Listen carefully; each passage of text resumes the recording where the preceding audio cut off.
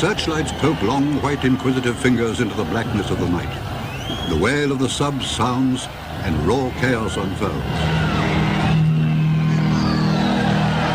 These are not Hollywood sound effects.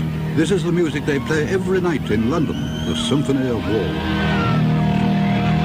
For 3 long years, Britain's punks have withstood the ruthless aggression of the enemy, held back each successive media blitz unleashed against them, and laid waste to the incestuous apathy of a stagnant England. At stake are the punks themselves. The wild teenage anarchy within them is besieged by the cloying decencies and passive violence of civilized life. This is not a pleasant way to spend an evening, but punks accept it as their part in the defense of the frontiers of freedom. Hairdressers, bank clerks, street urchins, unemployed by day, they are heroes by night.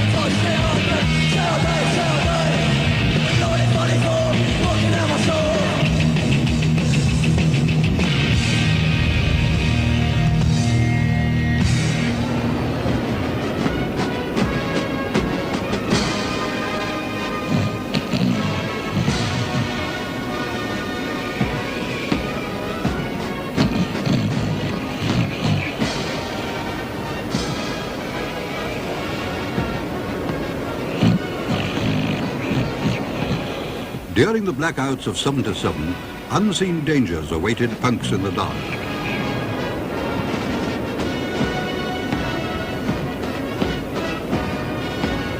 Caught off guard by the active extremism of their own children, the initial reaction of the enemy was a resort to censorship, slander, and outright violence. But punk didn't take its beating lying down. After all, there's no sense in running away when you're wearing a pair of bondage trousers. A violent reaction to a violent set of facts. Punks were born with their backs to the wall. Those that can fight will fight.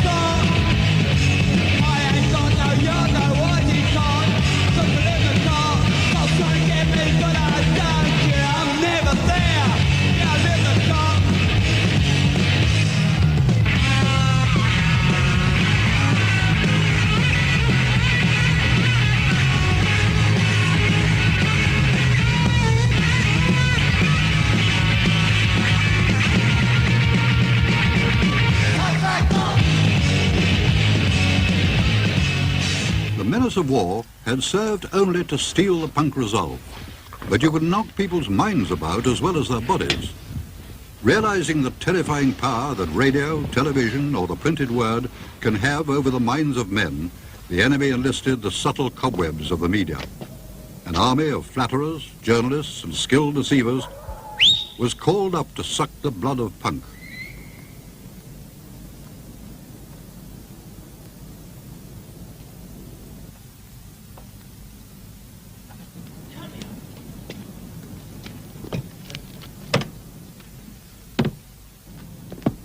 Turnover! Keine Angst, be calm. You're from Transylvanischer Rundfunk. We make question and answer, yes? How is a punk? Your childhood? Why you live in a car? You come from a broken home? Even children's hour in peacetime, the very sanctuary of innocence, was mobilized to play its part. Hello there. This afternoon I'm going to show you how to destroy your school uniform and turn it into the very latest punk outfit. But as this takes quite a bit of time, as you can see, I'm going to show you one that I've already prepared, and then you'll be able to see exactly how inventive you can be and what a lot of scope there is. And just look at this.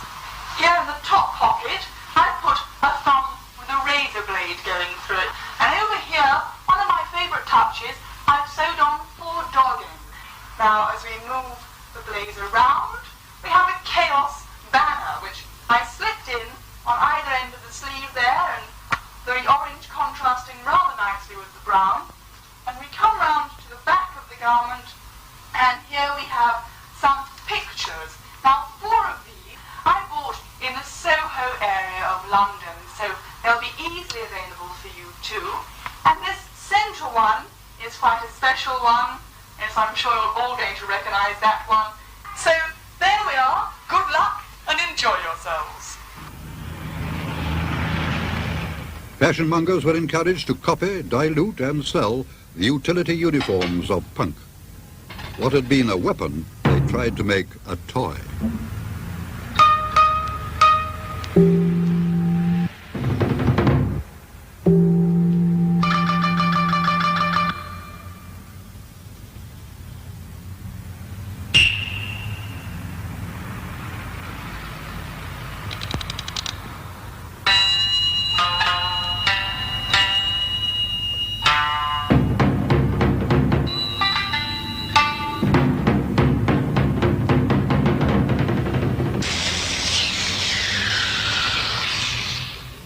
On the black market, record companies waved their magic checkbooks at those punk bands still outside captivity. Many quisling groups were signed and broadcast like Lord Haw Haw on commercial radio. Come on, finish your food and we'll get a signature on the contract.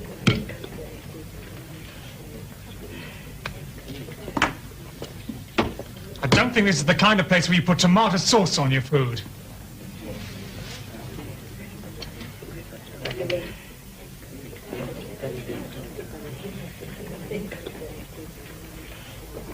The nation succumbed.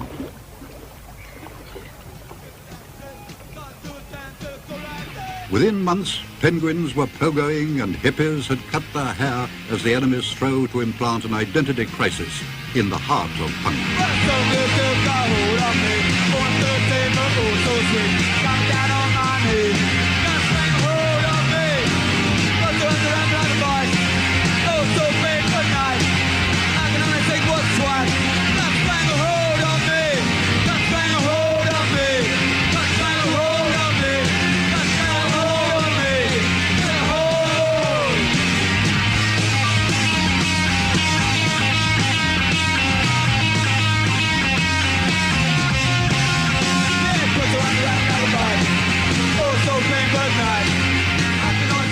Casualties were heavy, but punk has never pandered to reality. The bland tedium of everyday life presented innumerable targets for retaliatory action. Each fresh atrocity was more obnoxious than the last. The surfeit of media, punk was easily regurgitated and thrown in the enemy's face. Inoculation had failed. Punk was a contagious disease. Oh wait, if anyone's down on the ground, don't kick them, pick them up.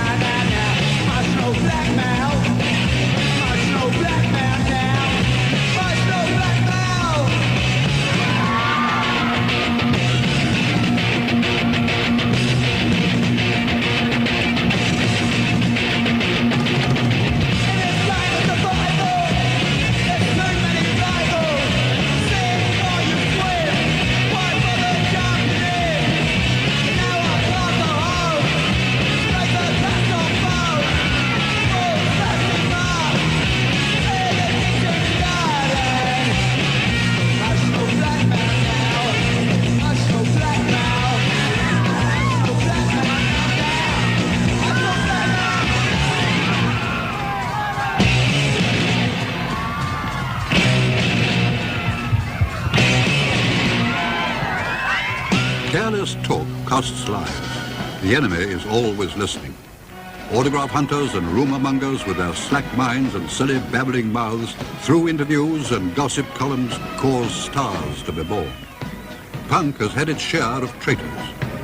Ordinary kids, even idiots, elevated to the rank of idols. But each time a collaborator is exposed, 100 punks spring up to take his place, adamant in their belief that musicians are no different and no more talented than their audience.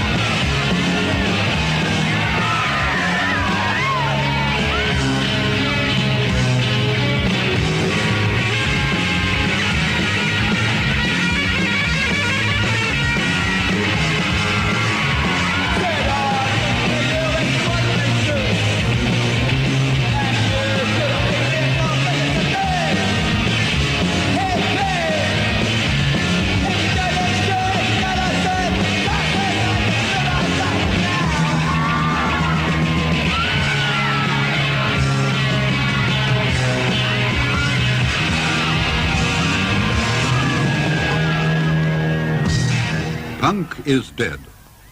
Long live Mod. Or should that be Rude Boys or Teds? How often have you heard the enemy make this fatuous claim? Seeking to transmute the volatile energies of punk into safe commercial profits, an unholy alliance of aging rock stars and child-molesting media businessmen have exhumed the faded fashions of the 50s and 60s. But punk won't go away, and punks themselves are becoming younger and nastier every day. Punks are the shock troops of the 80s. The children of the oil crisis, they have no time for the vicarious thrills of nostalgia, nor for its trivial rules.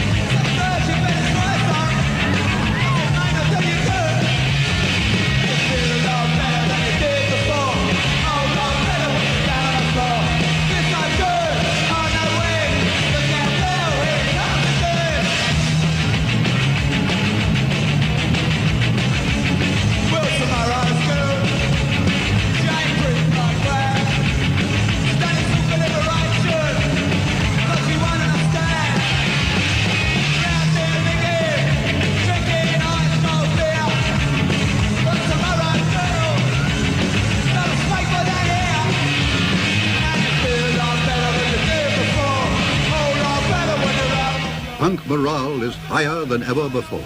Punks are fused together not by fear, but by a surging spirit of revenge, immortal hate, and the courage never to submit or yield.